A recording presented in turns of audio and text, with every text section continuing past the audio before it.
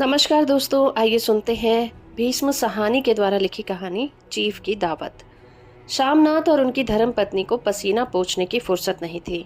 पत्नी dressing gown पहने, उलझे हुए बालों का जूड़ा बनाए, मुंह पर फैली हुई सुर्खी और पाउडर को मले और मिस्टर शामनाथ सिगरेट पर सिगरेट फूंकते हुए फहरिस्त हाथ में थामे एक कमरे से दूसरे कमरे में आ जा रहे थे। आखिर 5 बजते बजते तैयारी मुकम्मल होने लगी। कुर्सियां, मेज, तिपाहियां, नैपकिन, फूल सब बरामदे में पहुंच गए। ड्रिंक का इंतजाम बैठक में कर दिया गया। अब घर का फालतू सामान अलमारियों के पीछे और पलंगों के नीचे छिपाया जाने लगा। तभी शामनाथ के सामने सहसा एक अड़चन खड़ी हो गई। माँ का क्या होगा? इस बात की ओर न उनका और न ही कुशल गृहिणी का ध्यान गया था। मिस्टर शामनाथ श्रीमती की ओर घूरकर अंग्रेजी में बोले, माँ का क्या होगा? श्रीमती काम करते करते ठहर गई और थोड़ी देर तक सोचने के बाद बोली, इन्हें पिछवाड़े इनकी सहेली के घर भेज दो। रात भर बेशक वहीं रहें, कल आ जाएं। शामनाथ सिगरेट मुंह में रखे सिकड़ी हुई आंखों से श्रीमती के चेहरे की ओर देखते हुए पल भर सोचते रहे। फिर सिर हिलाकर बोले, नहीं, मैं नहीं चाहता कि उस बुढ़िया का आना जाना यहाँ फिर से शुरू हो। पहले ही बड़ी मुश्किल से बंद किया था। माँ से कहें कि जल्दी ही खाना खा लें और शाम को ही अपनी कोठरी में चली जाएं। मेहमान कहीं 8 बजे आएंगे, इसे पहले ही अपने काम से निपट लें। सुझाव ठीक था, दोनों को पसंद आया, मगर फिर सहसा श्रीमती बोल उठी। जो वह सो गई और नींद में खर्राटे लेने लगी तो साथ ही तो बरामदा है जहाँ लोग खाना खाएंगे, तो इन्हें कह देंगे कि अंदर से दरवाज़ा बंद कर लें, मैं बाहर से ताला लगा दूंगा। या माँ को कह देता हूँ कि अंदर जाकर सोएं, नहीं बैठ ही रहें। और क्या, डिनर का क्या मालूम कब तक चले? 11-11 बजे तक तो तुम ड्रिंक ही करते रहते हो। श्यामनाथ कुछ खींच उठे, हाथ झटकते हुए बोले, अच्छी भली ये भाई के पास जा रही थी, तुमने यूं ही खुद अच्छा बनने के लिए बीच में टांग अड़ा दी। वाह, तुम माँ और बेटे की बातों में मैं क्यों बुरी बनूं? तुम जानो और वो जाने। मिस्टर श्यामनाथ चुप रहे। यह मौका बहस करने का नहीं था, समस्या का हल ढूंढने का था। उन्होंने घूमकर माँ की कोठरी की ओर देखा। कोठरी का दरवाजा बरामदे में खुलता था। बरामदे की ओर देखते हुए झट से बोले, मैंने सोच लिया है। और उन्हीं कदमों माँ की कोठरी के बाहर जा खड़े हुए। माँ दीवार के साथ एक चौकी पर बैठी दुपट्टे से मुंह सिर लपेटे माला जप रही थी। सुबह से तैयारी होती देखकर माँ का दिल धड़क रहा था। बेटे के दफ्तर का बड़ा साहब घर पर आ रहा है, सारा काम सुबीते से चल जाए। माँ, आज तुम जल्दी खाना खा लेना, मेहमान लोग 7:30 बजे आ जाएंगे। माँ ने धीरे से मुंह पर दुपट्टा हटाया और बेटे को देखते हुए कहा, आज मुझे खाना नहीं खाना है। तुम जो जानते हो, मांस मछली बने तो मैं कुछ नहीं खाती। जैसे भी हो, अपने काम से जल्दी निपट लेना। अच्छा बेटा। और माँ, हम लोग पहले बैठक में बैठेंगे, उतनी देर तुम वहाँ बरामदे में बैठना। फिर जब हम यहाँ आ जाएं तो तुम गुसल खाने के रास्ते बैठक में चली जाना। माँ अवाक सी बेटे का चेहरा देखने लगी, फिर धीरे से बोली, अच्छा बेटा। और माँ, आज जल्दी सो नहीं जाना, तुम्हारे खर्राटे की आवाज़ दूर तक जाती है। माँ लज्जित सी आवाज़ में बोली, क्या करूँ बेटा, मेरे बस की बात नहीं है। जब से बीमारी से उठी हूँ, नाक से सांस नहीं ली जा सकती। मिस्टर सामनाथ ने इंतजाम तो कर दिया, फिर भी उनकी उधेड़ बुन खत्म नहीं हुई। जो चीफ उधर अचानक आ निकला तो 8-10 मेहमान होंगे, देसी अफसर, उनकी स्त्रियां होंगी, कोई भी गुसल खाने की तरफ जा सकता है। शोभ और क्रोध में वो झुंझलाने लगे। एक कुर्सी को उठाकर बरामदे में कोठरी के बाहर रखते हुए बोले, आओ माँ, इस पर जरा बैठो तो। माँ माला संभालती हुई पल्ला ठीक करती उठी और धीरे से कुर्सी पर आकर बैठ गई। यूं नहीं माँ, टांगे ऊपर चढ़ाकर नहीं बैठते, यह खाट नहीं है। माँ ने टांगे नीचे उतार ली। और खुदा के वास्ते नंगे पांव नहीं घूमना, ना ही वो खड़ाऊ पहनकर सामने आना। किसी दिन तुम्हारी ये खड़ाऊ उठाकर मैं बाहर फेंक दूंगा। माँ चुप रही। कपड़े कौन से पहनोगी माँ? जो है वही पहनूंगी बेटा, जो कहो पहन लूँ। मिस्टर श्यामनाथ सिगरेट मुंह में रखे फिर अध खुली आंखों से माँ की ओर देखने लगे और माँ के कपड़ों को सोचने लगे। श्यामनाथ हर बात में तरतीब चाहते थे। घर का सब संचालन उनके अपने हाथ में था। खूंटियाँ कमरों में कहाँ लगाई जाएं, बिस्तर कहाँ पर बिछे, किस रंग के पर्दे लगाए जाएं, श्रीमती कौन सी साड़ी पहने, मेज किस साइज की होनी चाहिए, शामनाथ को चिंता थी कि अगर चीफ का साक्षात माँ से हो गया तो कहीं लज्जित ना होना पड़े। माँ को सिर से पांव तक देखते हुए बोले, तुम सफेद कमीज और सफेद सलवार पहन लो माँ, पहन के आओ तो जरा देखूं। माँ धीरे से उठी और अपनी कोठरी में कपड़े पहनने चली गई। यह माँ का झमेला ही रहेगा। उन्होंने फिर अंग्रेजी में अपनी स्त्री से कहा, कोई ढंग की बात हो तो भी कोई कहे, अगर कहीं कोई उल्टी सीधी बात हो गई तो चीफ को बुरा लगा और सारा मजा जाता रहेगा। माँ सफेद कमीज और सलवार पहनकर बाहर निकली। छोटा सा कद, सफेद कपड़ों में लिपटा हुआ छोटा सा सूखा हुआ शरीर, धुंधली आंखें, केवल सिर के आधे झड़े हुए बाल पल्ले की ओट में छिप पाए थे। पहले से ही कुछ कम कुरूप नजर आ रही थी। चलो ठीक है, कोई चूड़ियाँ उड़ियाँ हो तो वो भी पहन लो, कोई हर्ज नहीं। चूड़ियाँ कहाँ से लाऊं बेटा, तुम तो जानते हो सब जेवर तुम्हारी पढ़ाई में बिक गए। यह वाक्य शामनाथ को तीर की तरह लगा। तिनक्कर बोले, यह कौन सा राग छेड़ दिया माँ, सीधा कह दो नहीं है जेवर, बस। इसे पढ़ाई वढ़ाई का क्या ताल्लुक है, जो जेवर बिका तो कुछ बनकर ही आया हूँ, निरा लंडूरा तो नहीं लौट आया। जितना दिया था उससे दुगना ले लेना। मेरी जीभ जल जाए बेटा, तुझसे जेवर लूंगी। मेरे मुंह से यूं ही निकल गया, जो होते तो लाख बार पहनती। 5:30 बज चुके थे। अभी मिस्टर शामनाथ को खुद भी नहा धोकर तैयार होना था। श्रीमती कब के अपने कमरे में जा चुकी थी। शामनाथ जाते हुए एक बार फिर माँ को हिदायत करते गए, माँ रोज की तरह गुमसुम बन के नहीं बैठी रहना। अगर साहब इधर आ निकले तो कोई बात पूछे तो ठीक तरह से जवाब देना। मैं ना पढ़ी न लिखी, बेटा मैं क्या बात करूँगी, तुम कह देना माँ अनपढ़ है, कुछ जानती समझती नहीं है, वह नहीं पूछेगा। 7 बजते बजते माँ का दिल धक धक करने लगा। अगर चीफ सामने आ गया और उसने कुछ पूछा तो वो क्या जवाब देगी। अंग्रेज को तो दूर से ही देखकर घबरा उठती हूँ, अंग्रेज को तो दूर से देखते ही घबरा उठती थी। यह तो अमेरिकी है, ना मालूम क्या पूछ बैठे, मैं क्या कहूँगी। माँ का जी चाहा कि चुपचाप पिछवाड़े विधवा सहेली के घर चली जाए, मगर बेटे के हुक्म को कैसे टाल सकती थी। चुपचाप कुर्सी पर टांगे लटकाए वैसे ही बैठी रही। एक कामयाब पार्टी वह है जिसमें ड्रिंक कामयाबी से चल जाए। शामनाथ की पार्टी सफलता के शिखर को चूमने लगी थी। वार्तालाप उसी रॉ में बह रहा था जिस रॉ में गिलास भरे जा रहे थे। कहीं कोई रुकावट नहीं थी, कोई अड़चन नहीं थी। साहब को विस्की पसंद आई थी, मेम साहब को पर्दे पसंद आए थे, सोफा कवर का डिज़ाइन पसंद आया था, कमरे की सजावट पसंद आई थी। इससे बढ़कर क्या चाहिए। साहब को ड्रिंक के दूसरे दौर में ही चुटकुले और कहानियां कहने लग गए थे। दफ्तर में जितना रौब रखते थे यहाँ पर उतने ही दोस्त परवर हो रहे थे। और उनकी स्त्री काला गाउन पहने, गले में सफ़ेद मोतियों का हार, सेंट और पाउडर की महक से ओत प्रोत कमरे में बैठी सभी देसी स्त्रियों की आराधना का केंद्र बनी हुई थी। बात बात पर हंसती, बात बात पर सिर हिलाती, और शामनाथ की स्त्री तो ऐसे बातें कर रही थी जैसे उनकी पुरानी सहेली हो। और इसी रो में पीते पिलाते 10:30 बज गए। वक्त गुजरते पता ही नहीं चला। आखिर सब लोग अपने अपने गिलासों में से आखिरी घूंट पीकर खाना खाने लग गए। उठे और बैठक से बाहर निकले। आगे आगे शामनाथ रास्ता दिखाते हुए, पीछे चीफ और दूसरे मेहमान। बरामदे में पहुंचते ही शामनाथ सहसा ठिठक गए।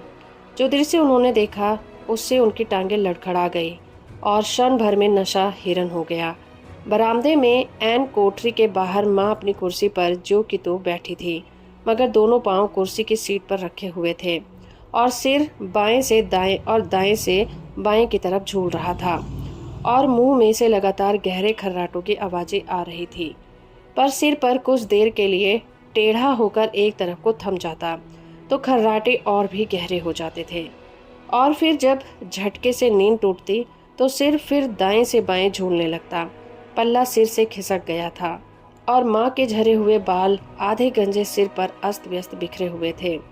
देखते ही शामनाथ क्रुद्ध हो उठे। जी चाहा कि माँ को धक्का देकर उठा दे और उन्हें कोठरी में ढकेल दे, मगर ऐसा करना संभव नहीं था। चीफ और बाकी मेहमान पास खड़े हुए थे। माँ को देखते ही देसी अफसरों की कुछ स्त्रियां हंस दी कि इतने में चीफ ने धीरे से कहा, पुअर डियर। माँ हड़बड़ा के उठ बैठी। सामने खड़े इतने लोगों को देखकर ऐसी घबराई कि कुछ कहते न बना। झट से पल्ला सिर पर रखती हुई खड़ी हो गई और जमीन को देखने लगी। उनके पांव लड़खड़ाने लगे थे और हाथों की उंगलियां थर थर कांपने लगी थीं। माँ तुम जाके सो जाओ, तुम क्यों इतनी देर तक जाग रही थी? और खिसियाई हुई नजरों से सामनाथ चीफ के मुंह की तरफ देखने लगे। चीफ के चेहरे पर मुस्कुराहट थी। वहीं खड़े खड़े बोले, नमस्ते। माँ ने झिंझलाते हुए कहा, अपने में सिमटते हुए दोनों हाथ जोड़े, मगर एक हाथ दुपट्टे के अंदर माला को पकड़े हुए था, दूसरा बाहर। ठीक तरह से नमस्ते भी न कर पाई। शामनाथ इस पर भी खिन्न हो उठे। इतने में चीफ ने अपना दायां हाथ मिलाने के लिए माँ के आगे किया। माँ और भी घबरा उठी। माँ, हाथ मिलाओ। पर हाथ कैसे मिलाती? दाएं हाथ में तो माला थी। घबराहट में माँ ने बायां हाथ ही साहब के दाएं हाथ पर रख दिया। शामनाथ दिल ही दिल में जल उठे। देसी अफसरों की स्त्रियां खिलखिलाकर हंस पड़ी। क्यों नहीं माँ, तुम तो जानती हो दायां हाथ मिलाया जाता है। दायां हाथ मिलाओ। मगर तब तक चीफ माँ का दायां हाथ ही बार बार हिलाकर कह रहे थे, हाउ डू यू डू। कहो माँ, मैं ठीक हूँ, खैरियत से हूँ। माँ कुछ बड़बड़ाई। माँ कहती है, मैं ठीक हूँ। कहो माँ, हाउ डू यू डू। माँ धीरे से सकुचाते हुए बोली, हो डू डू। एक बार फिर कहा उठा। वातावरण हल्का होने लगा। साहब ने स्थिति संभाल ली थी। लोग हंसने चहकने लगे थे। शामनाथ के मन का शोभ भी कुछ कुछ खत्म होने लगा था। साहब अपने हाथ में माँ का हाथ अब भी पकड़े हुए थे और माँ सिकुड़ी जा रही थी। साहब के मुंह से शराब की बू आ रही थी। शामनाथ अंग्रेजी में बोले, मेरी माँ गांव की रहने वाली है, उम्र भर गांव में रही है, इसीलिए आपसे लजाती है। साहब इस पर खुश नजर आए। बोले, सच, मुझे गांव के लोग बहुत पसंद हैं। तब तो तुम्हारी माँ गांव के गीत और नाच भी जानती होगी। चीफ खुशी से सिर हिलाते हुए माँ को टिकटिकी बांधे देखते लगे। चीफ खुशी से सिर हिलाते हुए माँ को टिकटिकी बांधे हुए देखने लगे। माँ, साहब कहते हैं कोई गाना सुनाओ, कोई पुराना गीत, तुम्हें कितने ही याद होंगे। माँ धीरे से बोली, मैं क्या गाऊंगी बेटा, मैंने कब गाया है। वाह माँ, मेहमान का कहा भी कोई टालता है। साहब ने इतना रीत से कहा है, नहीं गाओगी तो साहब बुरा मान जाएंगे। मैं क्या गाऊं बेटा, मुझे क्या आता है। वाह, कोई बढ़िया टप्पे सुना दो, दो पत्तर अनारा दे। देसी पुत्र और उनकी स्त्रियों के इस सुझाव पर तालियां पीटी। माँ कभी दीन दृष्टि से बेटे के चेहरे को देखती, कभी पास खड़ी बहू के चेहरे को। इतने में बेटे ने गंभीर आदेश भरे लहजे में कहा, माँ, इसके बाद हाँ या ना सवाल नहीं उठता था। माँ बैठ गई और क्षीण दुर्बल लर्जती आवाज में उसका पुराना विवाह का गीत गाने लगी। हरिया नी मावे, हरिया नी भेणे, हरिया ते भागी भरिया है। देसी स्त्रियां खिलखिलाकर हंस उठी। 3 पंक्तियां गा के माँ चुप हो गई। बरामदा तालियों से गूंज उठा। साहब तालियां पीटना बंद ही नहीं करते थे। शामनाथ की खींच प्रसन्नता और गर्व में बदल उठी थी। माँ ने पार्टी में नया रंग भर दिया था। तालियां थमने पर साहब बोले, पंजाब के गांवों की दस्तकारी क्या है। शामनाथ खुशी से झूम रहे थे और बोले, ओ बहुत कुछ साहब, मैं आपको एक सेट उन चीज़ों का भेंट करूंगा, आप उन्हें देखकर खुश हो जाएंगे। मगर साहब ने सिर हिलाकर अंग्रेजी में फिर पूछा, नहीं, मैं दुकानों की चीज़ नहीं मांगता। पंजाबियों के घरों में क्या बनता है, औरतें खुद क्या बनाती हैं। शामनाथ कुछ सोचते हुए बोले, लड़कियां गुड़ियां बनाती हैं और फुलकारियां बनाती हैं। फुलकारी क्या? शामनाथ फुलकारी का मतलब समझाने की असफल चेष्टा करने के बाद माँ से बोले, क्यों माँ, कोई पुरानी फुलकारी घर में है? माँ चुपचाप अंदर गई और अपनी पुरानी फुलकारी उठा लाई। साहब बड़ी रुचि से फुलकारी देखने लगे। पुरानी फुलकारी थी, जगह जगह में उसके तागे टूटे हुए थे और कपड़ा फटने लगा था। साहब की रुचि को देखकर शामनाथ बोले, ये फटी हुई है साहब, मैं आपको नया बनवा दूंगा। माँ बना देगी। क्यों माँ, साहब को फुलकारी बहुत पसंद है, इन्हें ऐसी ही एक फुलकारी बना दोगी ना। माँ चुप रही, फिर डरते डरते धीरे से बोली, अब मेरी नज़र कहाँ है बेटा, बूढ़ी आंखें क्या देखेंगे। मगर माँ का वाक्य बीच में ही तोड़ते हुए शामनाथ साहब से बोले, वह जरूर बना देंगे, आप उसे देखकर खुश हो जाएंगे। साहब ने सिर हिलाया, धन्यवाद किया और हल्के हल्के झूमते हुए खाने की मेज की ओर बढ़ गए। बाकी मेहमान भी उनके पीछे पीछे हो लिए। जब मेहमान बैठ गए तो माँ पर से सबकी नज़र हट गई और माँ धीरे से कुर्सी पर बैठ गई और माँ धीरे से कुर्सी पर से उठी और सबसे नज़रें बचाती हुई अपनी कोठरी में चली गई। मगर कोठरी में बैठने की देरी थी कि आंखों में छल छल आंसू बहने लगे। वह दुपट्टे से बार बार उन्हें पोंछती, पर वह बार बार उमड़ आते थे, जैसे बरसों का बांध टूटकर उमड़ आया हो।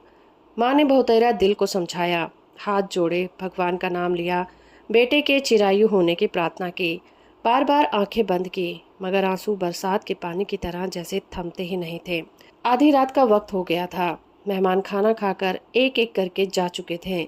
माँ दीवार से सटकर बैठी आंखें फाड़ फाड़ कर दीवार को देखे जा रही थी। घर के वातावरण में तनाव ढीला पड़ चुका था। मोहल्ले की निस्तब्धता शामनाथ के घर भी छा चुकी थी। केवल रसोई में प्लेटों के खनकने की आवाज आ रही थी। तभी सहसा माँ की कोठरी का दरवाजा जोर से खटकने लगा। माँ, दरवाजा खोलो। माँ का दिल बैठ गया। हड़बड़ाकर उठ बैठी। क्या मुझसे कोई भूल हो गई? माँ कितनी देर से अपने आप को कोस रही थी कि क्यों उन्हें नींद आ गई, क्यों वो ऊँघने लगी। क्या बेटे ने अभी तक क्षमा नहीं किया? माँ उठी और कांपते हाथों से दरवाजा खोल दिया। दरवाजा खुलते ही शामनाथ झूमते हुए आगे बढ़ आए और माँ को आलिंगन में भर लिया। ओ अम्मी, तुमने तो आज रंग भर दिया। साहब इतने खुश हुए कि क्या कहूँ। ओ अम्मी। माँ की छोटी सी काया सिमटकर बेटे के आलिंगन में छुप गई। माँ की आंखों में फिर आंसू आ गए। उन्हें पोंछती हुई धीरे से बोली, बेटा तुम मुझे हरिद्वार भेज दो, मैं कब से कह रही हूँ। शामनाथ का झूमना सहसा बंद हो गया और पेशानी पर फिर तनाव के बल चढ़ गए। उनकी बाहें माँ के शरीर से हट आई। क्या कहा माँ? यह कौन सा राग तुमने छेड़ दिया? शामनाथ का क्रोध बढ़ने लगा था। बोलते गए, तुम मुझे बदनाम करना चाहती हो ताकि दुनिया कहे कि बेटा माँ को अपने पास नहीं रख सकता। नहीं बेटा, अब तुम अपनी बहू के साथ जैसा मन चाहे रहो। मैंने अपना खा पहन लिया। अब यहाँ क्या करूँगी? जो थोड़े दिन जिंदगानी के बाकी हैं, भगवान का नाम लूंगी। तुम मुझे हरिद्वार भेज दो। तुम चली जाओगी तो फुलकारी कौन बनाएगा? साहब से तुम्हारे सामने ही फुलकारी देने का इकरार कर दिया है। मेरी आंखें अब नहीं है बेटा जो फुलकारी बना सकूं। तुम कहीं और से बनवा लो, बनी बनाई ले लो। माँ, तुम मुझे धोखा देके यूं चली जाओगी, मेरा बनता काम बिगाड़ोगी। जानती नहीं, साहब खुश होगा तो मुझे तरक्की मिलेगी। माँ चुप हो गई। फिर बेटे के मुंह की ओर देखते हुए बोली, क्या तेरी तरक्की होगी? क्या साहब तेरी तरक्की कर देगा? क्या उसने कुछ कहा है? कहा नहीं, मगर देखती नहीं कितना खुश हो गया था। कहता था जब तेरी माँ फुलकारी बनाना शुरू करेगी तो मैं देखने आऊँगा कि कैसे बनाती है। जो साहब खुश हो गया तो मुझे इससे बड़ी नौकरी भी मिल सकती है। मैं बड़ा अफसर बन सकता हूँ। माँ के चेहरे का रंग बदलने लगा। धीरे धीरे उनका झुर्रियों भरा मुंह खिलने लगा था। आंखों में हल्की हल्की चमक आने लगी थी। तो तेरी तरक्की होगी बेटा, तरक्की यूं ही हो जाएगी। साहब को खुश रखूंगा तो कुछ करेगा, वरना उसकी खिदमत करने वाले और थोड़े हैं। तो मैं बना दूंगी बेटा, जैसा बन पड़ेगा बना दूंगी। और माँ दिल ही दिल में फिर बेटे के उज्जवल भविष्य की कामनाएं करने लगी। और मिस्टर शामनाथ, अब सो जाओ माँ, कहते हुए तनिक लड़खड़ाए हुए अपने कमरे की ओर घूम गए। तो अभी आप सुन रहे थे भीष्म साहनी के द्वारा लिखी कहानी चीफ की दावत। उम्मीद करती हूँ मेरा ये प्रयास और ये कहानी आपको अच्छी लगी होगी। इसी तरह की वीडियो को देखने के लिए आप हमारे चैनल को सब्सक्राइब कर सकते हैं। धन्यवाद।